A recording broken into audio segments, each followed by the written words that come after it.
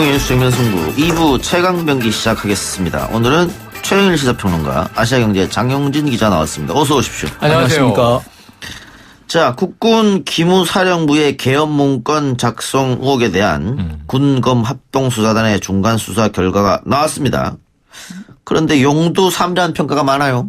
예, 용두삼이라고밖에 말할 수 없을 것 같습니다. 시작은 되게 거창했습니다. 군과 검찰의 검사와 수사관 등 모두 37명이 투입이 돼서 이 100여일이 넘게 수사를 해왔는데, 넉 달가량 수사를 해왔는데, 그동안 200명이 넘게 소환해서 조사를 했습니다만 수사 결과는 딱 한 가지입니다. 조현천 전 기무사령관이 올 때까지 수사는 스톱. 이거밖에 없습니다. 결과라고 할 것도 없고요. 중간 수사 결과 발표라고 했는데 사실은 중간 수사 중단 발표라고 하는 것이 더 정확해 보입니다. 이번 수사에서 확인된 것은 결국에 이 계엄령 문건을 숨기기 위해서 기무사의 고위 장교들이 작당을 좀 했다. 그래서 그 사람들에 대해서만 불구속 기소한다. 이런 정도로 마무리가 됐습니다. 그러니까 기무사 장교 3명, 소강원, 기우진 등 이 사람들에 대해서만 허위 공문서 작성죄로 구속도 아니고 불구속 기소. 그렇죠. 전 수방사령관은 혐의 없음. 조현천은 소재를 찾지 못하기 때문에 기소 중지. 박근혜, 황교안 등에 대해서는 조현천 입국 때까지 참고인 중지. 네, 참고인 중지 그리고 기소 중지 그렇습니다. 네. 아무것도 나온 게 없다고. 그러니까 지금 보겠네. 모든 것이 이게 저는 짠 것이 아니냐 싶을 정도로 조현천이 현재 상태에서는 다 덮어쓰고 미국에 체류 중인데 곧 들어가서 해명하겠다라고 했는데 지금 잠적이에요. 예. 소재 파악이 안 됩니다. 미국은 당연히 이제 범죄인인도 회박이 됩니다. 그런데 문제는 범죄인으로 특정할 혐의를 지금 못 찾아낸 상황인 거죠. 그런데 기소는 중지예요. 근데 기소 중지는 필요해요. 왜냐하면 기소 중지가 된 상태에서 이게 혐의가 없다, 무혐의 이런 게 아니고 지명수배가 걸립니다. 들어오면은 바로 이제 체포되고, 그리고 이제 기소 중지가 돼야 공소시효가 멈춰 있거든요. 그래서 이것은 이제 당연해 보이긴 하는데 조현천 전 기무사령관의 신병을 언제 확보해서 어떻게 데리고 와서 어떤 부분을 이제 신문할 것이냐, 이게 오늘의 발표에서는 좀 모호하다. 그러니까 용두삼이로 지금 보여지는 겁니다. 그러니까 합수단은 가족을 통해서 기구를 설득했고, 네. 여권 무효 조치도 했고, 인터폴 수배 요청도 했다라고 하지만은, 네. 실질적으로 조금 아쉬움이 드는 건 사실이잖아요. 전 적극적이라는 느낌이 예. 전혀 들지 않습니다. 특히 여권 무효화는 굉장히 늦게 했고. 10월 2일에 됐습니다. 예. 체포영장 발부. 이거 직접 가서 혹시 신변 확보는 불가능합니까? 그거는 주권 침해 소지가 있기 때문에 사실 우리가 직접 가서 할 수는 없습니다. 다만 현지 경찰의 도움을 받기로 하고 우리 경찰이라든지 군 헌병대가 파견을 갈 수는 있습니다만 반드시 현지 경찰의 도움이 있고 그 현지 경찰이 직접 체포를 해서 우리한테 신병을 넘겨주는 방식이어야 하는데, 문제는 그렇다 하더라도 일단 미국 영토 안에 있는 경우에는 미국 법원의 관할권에 속하게 되는데, 미국 법원에서 이렇게 강제 추방을 당한다든지 또는 미국 영토에서 붙잡혀갈 경우에는 미국 법원에 자신을 구제해달라고 소송을 낼 수가 있습니다. 바로 그 점 때문에 쉽게 또 데려오기도 힘든 상황입니다.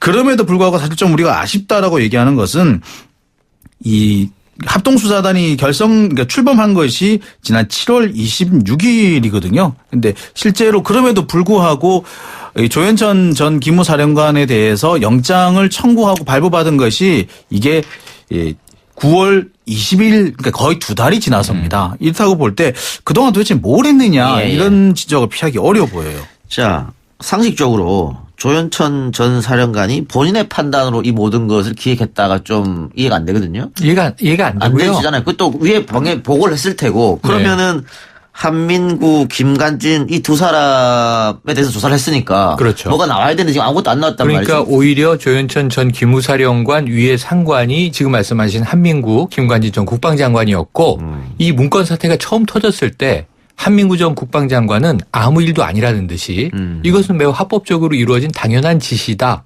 내가 지시했다, 이렇게 이야기한 것으로 초기에 다 보도가 됐어요. 그런데 이제 와서는 이제 이 군 그리고 민간 합동수사단에 이 신문을 받았을 텐데 거기선 다 조현천 전 기무사령관 주도다라는 식으로 발뺌을 한 거란 말이에요. 지금 조현천 전 기무사령관이 당분간 혹은 장기적으로 신병 확보가 안 될 것이라는 것을 예상하고 지금 없는 사람에게 다 이 최종적인 죄를 떠미게 되는데 이게 부하들은 그럴 수 있다고 쳐요. 근데 그 당시에 이 직속 상관 위치에 있었던 사람들이 나는 모른다라고 얘기하기에는 이미 언론에 보도된 내가 지시했다. 이런 말들을 지금 어떻게 해석해야 되는 건지 중간 수사 결과는 좀 엉켜있는 느낌이 큽니다. 게다가 이 한민구 장관이라든지 김관진 전 실장에 대한 소환 조사도 너무 늦어졌어요. 그러니까 이 조현천 기무사령관이 이제 신병 확보를 하지 못한다라는 점을 핑계를 삼아서 10월 18일에야 소환 조사를 했습니다. 그러니까 넉 달에 가까운 이 수사 기간 중에 거의 석 달 정도는 아무것도 안 했다라고밖에 볼 수 없어요. 여기에 대해서 이제 오늘 합수단이 설명하기는 범죄 소명이 있어야지 조현천을 부른다든지 영장을 청구하든지 할 수 있는데 진술이 없으니까 뭐 할 수가 없었고 그러다 보니까 김관진 장관이라든지 이 한민구 전 장관을 부를 수도 없었다. 그러다 보니까 또 조현천을 불러야 했는데 안 된다. 그러니까 동호 반복이 계속되는 거예요. 예. 아, 근데 좀 이해가 안 가는 거 조현천 전 사령관이 박근혜 전 대통령 탄핵 소추안이 국회에 가결된 날 청와대를 방문했다는 거잖아요. 그렇죠. 그럼 맞습니다. 누굴 만나는 건지 이거는 기록에 남아있는 거 아니에요? 근데 이걸 왜 못 밝혔죠? 기록에 당연히 남아 있어야 되죠. 당시 비서실장을 만난 것인지 경호실장을 만난 그러니까, 것인지. 예. 지금 여기서 이 초기에는 또 당시에는 지금은 경호처장이지만 당시 경호실장이었고 경호실장이 육군 장성 출신이 맡고 있었잖아요.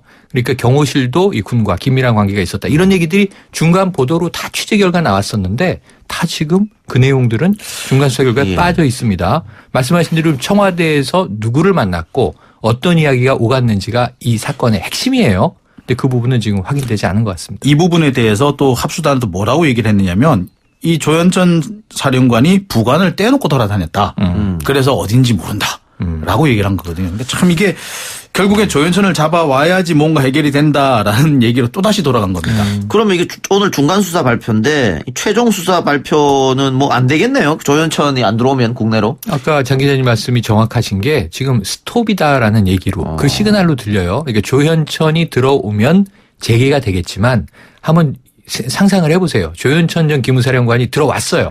뭐 이제 며칠 내 빠르면 혹은 몇 달 내 결국 들어오게 됩니다. 들어오면 여기에 대해서 순순히 진술하겠습니까? 제가 다 한 일입니다. 또 이렇게 하면은.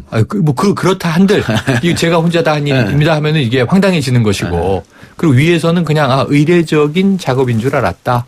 끝 뭐 이럴 수도 있는 것이고 혹은 끝까지 부인하거나 묵비를 행사하면 오리무중이 되는 거죠. 지금 이게 수사의 접근법 자체가 많이 지금 잘못되어 있는 것 같다는 생각이 드는 대목입니다. 오늘로 사실상 수사팀이 해체된 거나 다름이 없어요. 오늘 이게 수사 이 단장들이 뭐라 얘기를 했느냐면 오늘 기자간담회를 했었는데 동부지검에서는 오늘이 마지막이다. 다만 앞으로 내일이라도 당장 조현천 사령관이 들어온다면 우리가 주임 검사를 통해서 조사하는 방법을 검토하겠다. 라고 얘기했거든요. 그러니까 사실상 말이 중간 수사 결과 발표지 이제 수사를 못하겠다라는 의미와 다름이 없어 보입니다. 예. 뭐 뱀의 꼬리로 끝난 게 아니고 지렁이 꼬리 정도로 끝난 것 같네요. 네, 뭐 아무것도 못 잡은 거. 예. 다른 얘기 봅시다. 계엄군이 민간인을 성폭행했다. 이런 사실이 공식 조사를 통해서 확인이 됐죠. 이와 관련 정경두 국방부 장관이 오늘 공식 사과했다고요? 네, 그렇습니다. 자세한 내용을 좀 들어보면 이렇습니다. 무고한 여성분들께 말로 다할 수 없는 깊은 상처와 고통을 드린 점 정부와 군을 대표해 머리 숙여 사죄드린다. 이 민주화 운동 현장에서 여성의 인권을 짓밟은 참혹한 행위가 있었다는 사실에 참담함을 금할 수 없다. 라고 하면서 통렬히 반성한다. 그리고 피해 여성들의 명예회복과 치유에 적극 나서겠다라고 말했습니다. 예. 뒤늦은 사실 조사 그리고 공식 발표 또 공식 사과 뭐 이렇게 볼 수 있겠는데 국방부가 이 사과의 진정성을 의심받지 않으려면 앞으로 출범하는 5.18 민주화운동 진상규명조사위원회의 조사에 적극 협조해야 되는데 맞습니다. 아마 할 것 같아요. 할 것 같아요. 문제는 네. 진상조사위가 안 열리고 있다는 거잖아요. 맞습니다. 이 빨리 구성돼서 열려야 되고요. 두 번째는 뭐냐면 정말 낱낱이 우리가 일본처럼 해서는 안 되잖아요. 이건 국내 문제긴 하지만 또 이제 많이 수십 년이 흘렀지만 이 지난해에 뭐가 밝혀졌는지 기억나시죠? 전일 빌딩에 헬기의 기총수사가 있었다. 예. 이게 80년에 있었던 일이 지난해 국방부가 인정합니다. 예. 탄흔은 지금 30년 이상 남아 있었던 거잖아요. 예. 그걸 이제 인정하는 거고 성폭, 성추행, 성고문 이 이야기들이 그 당시부터 흉흉하게 돌았던 이야기들이죠. 그런데 이제 와서 이 인정을 한 겁니다. 사과는 정부가 군을 대신해서 정경두 국방부 장관이 한 거고요. 남아있는 게 뭐냐면 진실규명이에요. 지금 일부 알려진 게 당시에 여학생들, 시위에 가담하지 않은 그냥 행인, 시민들을 무고하게 잡아다가 성폭행을 했는데 그분들은 지금 뭐 반평생 혹은 평생을 이 트라우마에 시달리면서 어떤 분은 최근에 종교에 귀한 분 사례도 알려진 바가 있습니다. 그럼 정확하게 이게 몇 건인지 공소시효는 지났지만 가해자를 밝히는 것도 진실규명의 일환일 거고요. 정말 이 진정한 사죄와 거기에 대한 또 용서가 이루어지려면 이 진실규명 빨리 해줘야 될 것 같습니다. 장 기자님. 네. 자유한국당이 조사위원을 왜 인선을 계속 미루는 거예요? 그래서 자유한국당 측은 이렇게 얘기를 합니다. 자격을 갖춘 분들이 기피 내지 회피하고 있다. 자신들이 이제 추천할 수 있는 뭐 일정한 자격을 갖춘 분들이 있어야 되는데 그런 분들이 자유한국당 쪽에 진상규명위원을 하고 싶어 하지 않는다라는 게 자유한국당의 설명입니다. 아니, 다른 야당이 그러면 추천권을 우리한테 넘겨라 그러고 있잖아요. 그렇죠. 네. 근데 물론 제가 볼 땐 그렇습니다. 아마 자유한국당 쪽에 추천을 받고 싶지 않은 분들이 상당수 있을 것이라는 점은 분명히 맞습니다. 그런데 그럼에도 불구하고 추천권을 넘긴다든지 또는 다른 정당에 의해서 다른 정당으로부터 추천을 또 받아본다든지 이런 게 가능할 것 같은데 그것을 하지 않는 이유는 제가 볼 때는 그렇습니다. 이게 고의 지연 가능성도 있어 보입니다. 그러니까 이 정치적 분위기의 변화를 기다리고 있는 거죠. 그러니까 예를 들자면은 뭐 남북 관계가 다시 위기로 빠진다거나 경제가 지금보다 더 나빠진다거나 그러니까 결국 그래서 문재인 정부가 어느 정도 위기에 빠지게 되면은 뭐 정권 지지도가 하락한다든지 이때가 되면은 정치 보복이었다 이것도 라고 주장을 하면서 진상규명을 좌절시키려고 하는 게 아니냐. 사실 비슷한 사례가 세월호 진상규명이 사건에서 조금 비슷한 사례가 있었거든요. 시간을 질질 끌다가 결국에 아무것도 성과를 내지 못하고 그만두게 만드는 일종의 그런 전략을 채택하지 않았느냐라는 의심을 할 수밖에 없습니다. 지만원 씨를 뭐 조사위원회 추천한다는 얘기는 있었는데 그건 아니라고 얘기했죠. 아닌 상황으로 지금 정리가 돼가고 있습니다. 오히려 지만원 씨는 또 이제 뭐 김성태 원내대표에 대한 거센 소리를 하기도 했는데요. 지금 티격태격하는 상황인데 그건 아닌 것 같고 지금 이게 세월호는 우리가 뻔히 알고 있죠. 몇 해 지나지 않았으니까 진상조사를 방해한 과정들을. 근데 그건 박근혜 정부 당시의 일이고 그리고 지금 조금 전에 얘기한 쿠데타 음모 의혹 이 부분도 박근혜 정부 당시 이러한 일이고 자유한국당의 입장이 조금 민감할 수 있어요. 그런데 이게 80년 5.18 광주 문제에서 협조를 안 한다? 이게 무슨 정치보복입니까 지금. 이 시간도 얼마나 지났고 국가에서 이것은 5.18 민주화 운동으로 규정을 했고 심지어 국가유공자도 인정을 했고 이건 이명박 박근혜 정부에서도 해마다 기념식을 했고 대통령이 안 갔고 임을 위한 행진곡 제창 논란이 있었을지언정 행사했단 말이죠. 인정을 했었고. 근데 이제 와서 그럼 뭐 전두환 신군부가 저지른 일이 이 성폭행 문제가 개인적 일탈이다. 국방부 장관이 사과할 일이 아니다. 지금 그럴 건 아니지 않습니까? 예. 그러면 지연해서 자유한국당이 얻을 것은 아무것도 없다. 이 지나간 문제에 대해서는 진실규명에 빨리 협조하는 게 이건 보수당을 위해서도 좋은 일이라는 권고를 드리고 싶습니다. 예, 하나만 더 해보죠. 엽기적 행각을 벌였던 양준호 회장 오늘 체포됐네요. 네, 12시 10분에 체포된 것으로 1시 이후에 속보가 나왔습니다. 이 자신 소유의 경기도 소재 오피스텔 지하 주차장에서 전격 체포가 된 건데요. 이 긴급 체포는 아닙니다. 전날 체포 영장을 정상적으로 발부받았는데 혐의들이 생각보다 많습니다. 예. 처음에는 폭행 강요라고만 알려줬는데 폭행 강요 등 외에 여기에 뭐 성폭법 위반 문제, 이건 음란물 유통 관련입니다. 그리고 이제 정보통신망 위반도 있는데 지금 가장 화제가 되고 있는 것은 마약 혐의도 적시돼 있습니다. 이 부분에 대해서는 이제 그 폭행을 2013년에 당한 대학 교수가 아내와 외도한 것으로 폭행을 당한 걸로 돼 있지만 사실은 그 아내와 대학 동창인데 남편이 마약을 하고 있다는 이야기를 들은 것에 대해서 상당한 심신의 위압을 가한 것으로 지금 정황이 드러나고 있고요. 이건 이제 체포가 됐으니까 경찰 수사가 급물살을 탈 것으로 보여집니다. 마약 관련해서는 아내도 참고인으로 부르겠죠. 참고인이 되죠. 아내의 진술을 들은 대학 교수의 전원으로 터져나온 것이기 때문에 확인이 들어갈 것이고 오늘 2차 압수수색이 있었어요. 1차가 있었지만 2차는 혐의 내용 전반에 대해서고 1차 때는 주로 일본도 석궁 이런 이제 첫 번째, 두 번째 영상 의혹만 주로 했었는데 전방의 압수수색의 결과 무엇이 나오는지 좀 지켜봐야 될 것 같고요. 신병 확보가 됐으니까 신체 검사도 해야 되겠죠.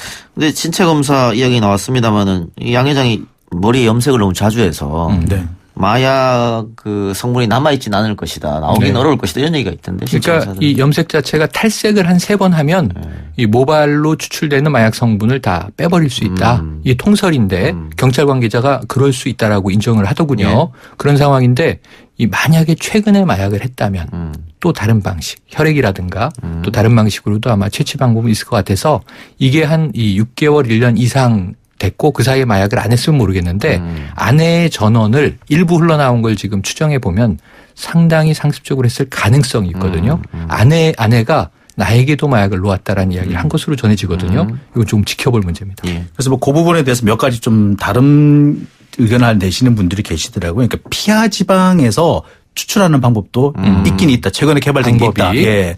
그래서 피하 지방에 뭐 이게 축적이 되는 경우가 있는데 그 피하 지방에 남아 있는 경우도 있다. 많이 투약을 받은 경우는 남아 있는 경우가 있다 그러고요. 이렇게 그리고 마약이라는 것이 잘 아시겠습니다만 우리나라에서 이 공급이 그렇게 쉽지가 않거든요. 그러니까 반드시 일정한 공급자가 있을 것이다. 유통 경로를. 그러니까 그 유통 경로를 찾아볼 수 있다. 그러니까 양진호 회장하고 정기적으로 자주 연락을 했던 사람 중에서 신원이 확인되지 않는 사람이 있다면 그 사람이 마약 공급자일 가능성이 높기 때문에 뭐 그런 방식으로 통해서 수사할 수 있는 방법도 있다라고 합니다. 그 오늘 오후에 체포됐잖아요. 네, 맞습니다. 그 경찰이 구금할 수 있는 시간은 48시간 아닙니까? 48시간 이후에 뭐 일부 연장할 수는 있지만 그다음은 이제 검찰에 그러니까. 확인을 받아야 되는 거죠. 그다음에 이제 구속영장을 구속영장을 청구하는 청구해야 되는 방법인데 거죠. 구속영장을 아마 경찰은 청구할 테고요. 청구하겠죠. 법원에서 받아들여지겠냐가 문제인데. 소명이죠. 예. 네, 중요한 건. 글쎄 범죄 지금까지 보면 범죄 소명, 혐의의 소명이 지금 현재 제일 중요하다고 생각이 들어요. 그러니까 도주 가능성이나 증거인멸의 가능성은 이미 인정이 확인이 된 거나 다름없기 때문에 다만 범죄가 얼마나 소명이 되는지 그리고 소명되는 범죄가 또 얼마만큼 또 이게 중한 범죄에 속하는지 그러니까 장기 3년 이상의 처벌에 처해질 수 있는 중한 범죄인지 이런 것들을 소명하는 것이 관건이 될 거라고 봅니다. 아니 원래 경찰이 이번 주 내에 양진호를 소환하려고 그랬는데 네네네. 그런데 경찰이 오늘 체포를 하고 나서 그렇죠. 밝힌 것은 소환을 해도 응하지 않을 것 같아서 지난밤에 체포영장을 미리 발부해 놨고 오늘 그걸 집행한 거예요. 그럼 사실은 개인적으로 연락 정도는 취할 수 있었을 거예요. 아마 소환 통보를 공식 서면으로 예. 하지 않았더라도 그러니까 여기서 좀 수상한 정황이 국민 여론이 지금 가장 의심하고 있는 게 오늘 실시간 검색어 보시면 최유정 변호사 이런 이름들이 예. 뜹니다. 예. 법조계에 이 뒤를 봐주고 있는 뒷배가 있는 것 아니냐. 상당히 많은 돈을 내고 로펌이라든가 정관 예우가 가능한 유력 법조인들을 썼던 것으로 전해지고 있습니다. 확인이 필요하지만 그런 차원에서는 경찰이 좀 긴급하게 움직인 데는 여러 가지 복잡한 사유가 있을 것으로 추정이 돼요. 그러니까 제가 들고 싶은 질문은 이런 거죠. 소환해도 되는데 어쨌든 소환하지 않고 전격 체포한 것은 네네. 그만큼 경찰이 증거를 확보를 이미 했고 확보한 것 아니냐. 자신감이 좀 있는 거 아니냐. 하나는 그게 있고요. 네. 두 번째는 증거인멸 가능성이 너무 촉박해서 높기 때문에 빨리 실명 확보 안 하면 증거 없어질 가능성도 있다라는 절박감 때문일 수도 있기 때문에 예. 양면이 다 가능한 예. 상황이죠. 자, 우리 장 기자님 뭐 법조 전문 기자니까 네. 방금 최영일 평론가가 이야기한 양진호 회장 뒤에 법조, 정치, 뭐 이런 언론, 네. 뭐 이런 좀 사람들이 포진해 있다 이런 얘기가 들리는데 어때요? 일단 두 가지 좀 얘기를 좀 해보겠습니다. 로펌 같은 경우에는 6개 정도가 지금 거론이 되고 있어요. 그리고 그중에 하나는 변호사가 한 100명 정도 되는 대형 로펌에 속합니다. 그리고 거기에 속했던 지금은 아니지만 얼마 전까지 속해 있었던 변호사 중에 한 분은 정말 우리가 이름만 턱 대면은 깜짝 놀랄 수 있는 그런 분도 사실 계세요. 근데 지금 현재 소속은 아닙니다만 다른 이유 때문에 소속이 아니기 때문에 뭐 가까운 분이시기도 해요. 그러니까 그런 곳도 있고요. 또 언론과 관련해서는 사실 모 종편에 2011년에 약 10억 원을 투자했다는 얘기가 확인이 되고 있죠. 그래서 뭐 언론계라든지 법조계라든지 또는 뭐 정치권 이쪽은 상당히 많은 영향력을 가지고 있지 않는가. 특히 이 양진호 회장 쪽이 그 오래전부터 여당 일부 그 의원들하고 또는 정치권하고 관련이 있었다는 얘기가 그런 설이 많이 좀 흘러나오고 있어요. 그런 면을 볼 때 아마 경찰이 이렇게 좀 속도를 빨리 하는 것도 속도감 있게 하는 것도 이런 그 뒷배를 좀 차단해 보겠다라는 의도도 어느 정도 포함되지 않을까 그렇다면 싶습니다. 저는 한 가지 의혹만 딱 이제 여기다 보탤게요. 혐의가 마약까지 나왔는데 하나 빠져 있는 게 이 사람은 사업가입니다. 지금 웹하드 업체 2개, 뭐 위디스크 250억, 이 파일롤이 150억. 한 뭐 4,500억 정도 연매출 올리면서 수익을 냈을 거란 말이에요. 근데 나는 2천억을 보유하고 있다. 마음대로 해도 된다. 이게 자기가 한 말로 전해지고 그다음에 만약에 법조라든가 정치권에 자금이 유입됐다면 이건 개인적으로 비자금을 조성했거나 회사 돈을 썼을 겁니다. 그렇겠죠. 예. 그럼 이거 여기서 분명히 탈세, 배임, 횡령 이 비즈니스에서 제일 중요한 이 금융 관련 범죄도 빨리 수사해서 필요하다면 이게 추가되면 지금 동물학대죄 이런 것도 있지만 국민들은 공부는 했지만 처벌이 약해요.